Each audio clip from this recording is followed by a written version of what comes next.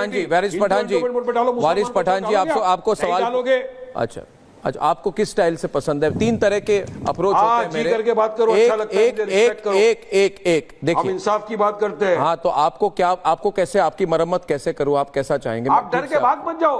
अरे अर्नब जी, आप डर के भाग मत जाओ मेरे से, आप मेरे से डर के भाग मत जाओ। वारिस पठान फोन पे ओवैसी ने अभी कहा है आपको कि हार रहे हो, और बिल्कुल हार रहे हो। मेरी बात सुनिए, बात यह है, देखिए वारिस पठान के पास बहुत पैसा है अंसार रजा जी। आप कहते हैं आप गरीब नवाज फाउंडेशन है, मैं चाहता हूं आप एक अमीर नवाज फाउंडेशन बनाइए और एक अति अमीर नवाज फाउंडेशन बनाइए। अति अमीरों के लिए फाउंडेशन बने अंसार रजा जी, और उसमें असदुद्दीन ओवैसी को उसका चेयरमैन बना दे। इनसे अमीर आदमी शायद देश में और कोई नहीं होगा। और हमेशा कहते हैं लोग कि मुसलमान बेहाल है। अगर मुसलमान बेहाल है तो वक्फ बोर्ड के पास 9.5 लाख करोड़ की जमीन है। 9.5 लाख करोड़ की जमीन है। अरे चुप रही है, अरे अरे अरे मैं रजा साहब से बात कर रहा हूं, आप चुप रही है ना। अरे आप चुप रही है ना, मैं रजा साहब से बात कर रहा हूं। रजा साहब, रहेगी जुबाने खंजर, लहू पुकारेगा आस्तीन का। ठीक है, और जवाब देंगे, मुंह तोड़ जवाब देंगे। तुम्हारे 50 आदमी थे। कहाँ है आपके 50 की भीड़? कहाँ है तुम्हारी? तुम्हारी 50 की भीड़ कहाँ है अभी? अभी कहाँ है 50 की भीड़? हजारों थे वहाँ। अरे 60 लोग को तो पुलिस हिरासत में ले गया उठा के। 60 लोग तो थे ही नहीं तुम्हारे साथ। जवाब दे रहे 60 लोग तो थे ही नहीं तुम्हारे साथ, और कहते मैं सारे मुसलमानों के लिए बोलता हूँ, मैं मुसलमानों का आवाज हूँ, मैं मुसलमानों का आवाज हूँ। अरे अरे नहीं, सुधांशु जी, मूल मुद्दा क्या है? एक मिनट रजा, नहीं, मूल मुद्दा, इंसाफ के लिए लड़ रहा हूं। अरे मूल मुद्दा है ये क्या डिबेट हो रही है? नहीं, वारिस पठान को साइड करिए, 20 करोड़ रजा साहब को लाइए, रजा साहब को, बाकी 4 लोगों को बोलने नहीं दे रहा है। आदत से मजबूर है, किए हुए डिबेट को आदत से मजबूर है, क्या करें? राशिद साहब शांति से बैठे सुन रहे, मौलाना अंसार रजा शांति से बैठ रहे, दोनों जो हैं पूरी तहजीब का परिचय दे रहे हैं। और ये पता नहीं क्या है, बाएं साएं, बौखलाहट, किसरेहाट, बौखलाहट में क्या क्या जरैयत किए जा रहे हैं, अनाप शनाप क्या क्या बोलते चले जाए। हाथ से पैसे जा रहे हैं सुधांशु जी, इनके हाथ से पैसे जा रहे हैं। जितना पैसा इनको मिल रहा था बंद हो रहा है अप्रैल से। आप समझ जाइए वारिस पठान की हालत। हमारी जमीनें बहुत ज्यादा हो सकता, बहुत सारी कॉमर्शियल प्रॉपर्टियां इनकी भी हो, इनके लोगों की हो, इनकी पार्टी के लोगों की हो, क्योंकि भाई हैदराबाद में तो आज तक हमेशा से इन्हीं का ही रहा है। तो हो सकता है इनको लग रहा हो कि अरे साहब इतना मामला डूबा जा रहा है। तो तब कभी कभी ऐसे में आदमी जो हो जाता है उसे उर्दू में कहते हैं खप्तुल हवास। तो मुझे लगता है कि ये खप्तुल हवास होते नजर आ रहे। वारिस पठान साहब, आप इतना तो वारिस पठान को दिखा दीजिए। इसीलिए मैं कहना चाहता हूं, देखिए एक गंभीर मामला है, इसको गंभीरता से देखना चाहिए। सरकार ने पूरी कानूनी प्रक्रिया के द्वारा एक काम किया और मैंने जो सवाल पूछा है कि गरीब मुसलमानों के लिए, आम मुसलमानों के लिए क्या क्या काम किए हैं वक्फ बोर्ड की जमीन बता दें। उसके बाद कहें कि हमारा ये हक मारा जा रहा, हमारा वो हक मारा जा रहा। हकीकत तो ये है कि ये मुस्लिम वोट के ठेकेदारों ने मुसलमानों का हक मार के रखा हुआ है।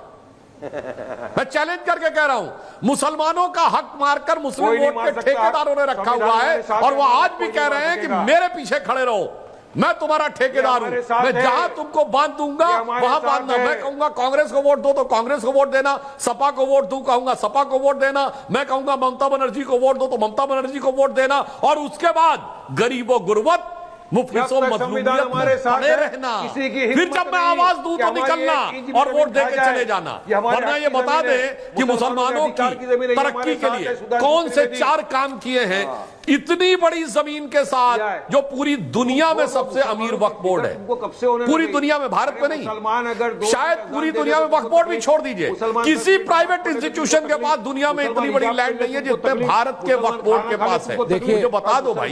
सुधांशु जी एक मिनट, सुधांशु जी एक मिनट, वारिस सुधांशु जी एक मिनट जरा, मैं 1 मिनट इंटरवीन करूंगा। रजा साहब, वारिस जी चुप रहिए। Arnab, I don't want to listen to lies and canards. भाग रहे हो क्या?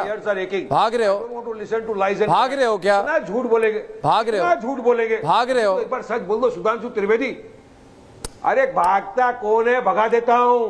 भागते नहीं, भगाते, और तुम जैसे को पहला भगाते।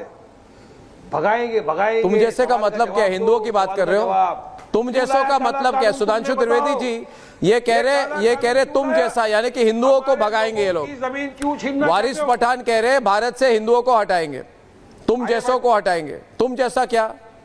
तुम जैसा, आप जैसा क्या? जो बोलना है बोलो, तुमको तो झूठ। आप कह रहे हो हिंदुओं को भारत से हटाओगे, क्या गजवा हिंद करोगे? गजवा हिंद करोगे? क्यों गजवा हिंद करने की? तुम्हारे साथ नहीं है। नहीं, गजवा हिंद करोगे? देश के एक सबसे नहीं, बड़े सुधांशु जी इनको मैं पकड़ता हूँ, 1 मिनट। गजवा हिंद करोगे? हिंदू हिंदू हाँ? मैं जब 1 मिनट में जवाब कर रहा है काम, तुम्हारे लिए क्या कर रहा है? अन्ना सुनिए, मैं 1 लाइन में जवाब देता कर रहा है आजकल, तुम्हारे लिए क्या कर रहा है? मुसलमानों देश के बीजेपी सब कर रहा है, अर्नब के लिए कुछ नहीं कर रहा है। अब सुनिए, हाँ फिर छोड़ो बीजेपी का साथ, फायदा है उसमें। देश के इतने बड़े चैनल पे बैठकर मुसलमानों की है, देश की इतनी छोटी सी पार्टी के नेता गज भर की जवान के साथ जो अनाप शनाप बोल रहे हैं, मैं वारिस पठान को चैलेंज करके कहता हूं, दुनिया में कोई मुस्लिम देश बता दीजिए जिसमें आप बैठ के टीवी पे ऐसे अनाप शनाप गवर्नमेंट के बारे में बोल सकते हो।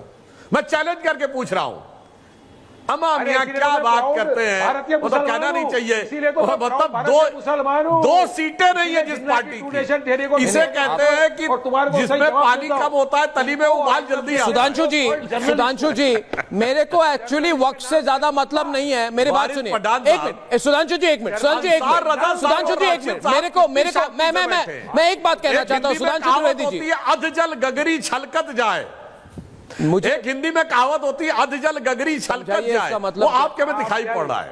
और ये दोनों लोग शांति से बैठे हैं और आपको लग रहा है कि आप या तो मतलब कुछ लगता है। आपको क्या टेंशन है? चलो आपको क्या टेंशन हो रहा है? मुझे लगता है आप अपने कोई मैटर रिडिकुल बना रहे हैं। मैं अंसार राजा जी से सवाल पूछ रहा हूँ। 2 मिनट सुधांशु जी, मैं इनको थोड़ा विश्राम देता हूँ। ये थक गए के साथ अन्याय नहीं होना चाहिए। सुधांशु जी इनके नर्वस ब्रेकडाउन होने वाली है, इनके हाथों से पैसा जा रहा है। इनके कई प्रॉपर्टीज है, बाइकला में इनके प्रॉपर्टीज है, इनकी बहुत प्रॉपर्टी है वक्फ के नाम पे, इन्होंने पॉकेट में रखा हुआ है, इनके हाथ से जा रहा है, इनकी इनकम बंद हो रही है। ये रोएंगे 50 लोगों की भीड़ को जाके, इधर घूमते रहेंगे। चले जाइए अपने 50 लोगों की भीड़ को लेके मोर्चा चलाइए अपने घर के बाहर। राजा साहब सवाल मेरा आपसे राजा साहब, और आप ये गंभीर सवाल है। मुमताज आलम रिजवी भी हमारे साथ हैं। देखिए बंगाल में जो हुआ उस पर मैं चाहता हूं आप मुझे टिप्पणी दे, क्योंकि बंगाल की एक वीडियो है संतरागाची से। संतरागाची एक जगह है पश्चिम बंगाल में, जहां पे एक बिजनेसमैन अपनी गाड़ी में, एसयूवी गाड़ी में जा रहे थे, और अगर तस्वीरें दिखाई जा सके, संतरागाची में फिर किन्होंने कुछ वक्त की कोई प्रोटेस्ट चल रही थी वहां पे, तो उन्होंने अपने सिक्योरिटी वालों को बोला जरा आगे जाके इनको रिक्वेस्ट कर दीजिए गाड़ी को जाने दें। और उसके बाद ये हुआ, आपको तस्वीरें दिख रही हैं? बिल्कुल। उसके बाद ये हुआ, ये जितने वहां पे ये बदमाश थे ये सारे अपने गाड़ी पे चढ़ के गाड़ी को तोड़ दी, ड्राइवर को खींचा, मारपीट की, और वक्फ के नाम पे ये सब हो गया। अंसार राजा जी इसकी जिम्मेदारी कौन लेगा? दूसरी बात है, और एक तस्वीर है स्वामी विवेकानंद, है ना, उनका जो एंसेस्ट्रल होम है जहां पे उनका घर था, उसके सामने एक बस जा रही थी और बस के ऊपर भगवा झंडा था। आपने तस्वीर देखी होगी सुधांशु जी, भगवा झंडा था बस पे। वक्फ वाले प्रोटेस्टर वहां पे थे, वहां पे खुद तो ये लोग फिलिस्तीन का झंडा लहरा रहे थे, और वहां पे इनको प्रॉब्लम थी कि भगवा झंडा लगाया गया था बस पर, तो सारे लोग बस पे चढ़ गए, हमला किया, और भगवा झंडा जो है उसको कहा इमीडिएटली उसको उतार दो, और उसके जगह इन्होंने फिलिस्तीन का झंडा लगा दिया। अब मुझे समझाइए राजा जी ये क्या हो रहा है? पश्चिम बंगाल भारत में 100 करोड़ हिंदू हैं। अगर किसी बस ड्राइवर ने वहां पे अगर भगवा झंडा लहराया तो उसका हक है, वो भगवा झंडा नहीं लहराएगा तो क्या हरा झंडा लहराएगा कोई हिंदू? और अगर हरा झंडा लहराया जाता और उसको उतारा जाता, आप मान के चलिए जितने सेक्युलर ब्रिगेड के लोग हैं सुधांशु त्रिवेदी जी, अगर बस पे हरा झंडा होता और ये हिंदू होते और भगवा झंडे, हरे झंडे को उतार के भगवा झंडा लगाते या कोई भी झंडा लगाते, तो ये सारे जितने स्यूडो सेक्युलर लोग हैं ये कहते हैं भारत में मुसलमानों को रहने का हक नहीं है। तो बताइए रजा साहब ये क्यों हो रहा है? वक्फ का हरे भगवे झंडे के साथ क्या लेना देना, और भगवे झंडे को उतार के फिलिस्तीन का झंडा लगाना, ये क्या हो रहा है? ये किस तरह की फ्रीडम ऑफ एक्सप्रेशन है? रजा साहब, आप मुझे समझाइए, मुझे तो समझ में नहीं आती। और जितने लोग ये प्रोग्राम देख रहे हैं, मैं आप लोगों से हाथ जोड़कर विनती कर रहा हूं, ये होने ना दें। अगर ये होने लगा तो ये लोग भारत को फिलिस्तीन बनाने की कोशिश करेंगे। रजा साहब,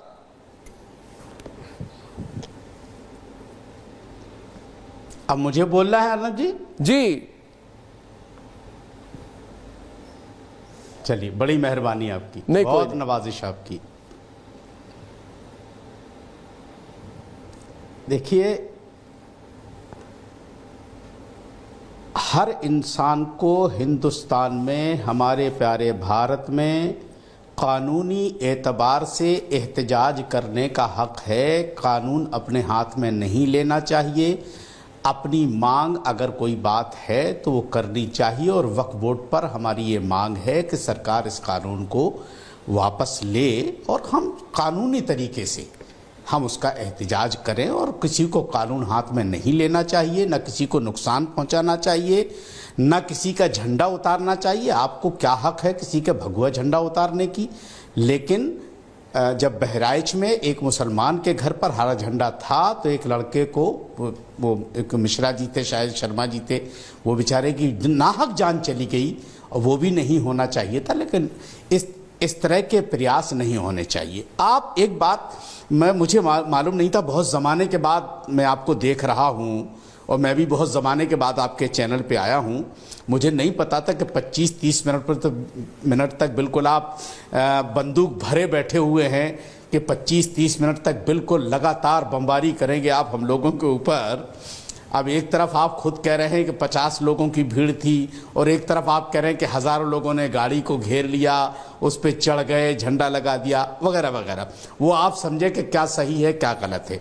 लेकिन मैं सुधांशु जी से एक छोटी सी गुजारिश करूंगा। सुधांशु जी, आप पार्लियामेंट के मेंबर हैं और दानिश्वर हैं, मुझे सिर्फ इतना बता दीजिए कि ऐसे कानून क्यों आप लाते हैं कि पहले 15-20 दिन 25 दिन पहले से प्रोपेगेंडा तैयार होता है, सारे चैनलों पर 20 दिन से डिबेटें चलती हैं, फिर कानून बनता है, लेकिन जब आपने नोटबंदी की तब लोगों को पता नहीं चला, जीएसटी लाए लोगों को पता नहीं चला, 2000 का नोट लाए बंद कर दिया, कहीं डिबेट नहीं, कुछ नहीं। ये सिर्फ इसलिए आप लोग करते हैं ताकि भोले भाले हिंदुओं को उनके दिमाग में ये बात डाली जाए कि देखो मोदी सरकार मुसलमानों को कैसे दबा के रखी हुई है। इसके अलावा और कुछ नहीं है। अगर इसके अलावा कुछ होता तो आप मुझे 11 साल में वो 5 कानून बता दीजिए। चलो, मुसलमानों को हम साइड में रख देते हैं, कोई बात नहीं। रजा साहब, एक सवाल पूछूं आपको? 5 काम ऐसे बता दीजिए जो आप रजा साहब, एक सवाल पूछूं की भलाई के लिए आपने पार्लियामेंट में पास की हो।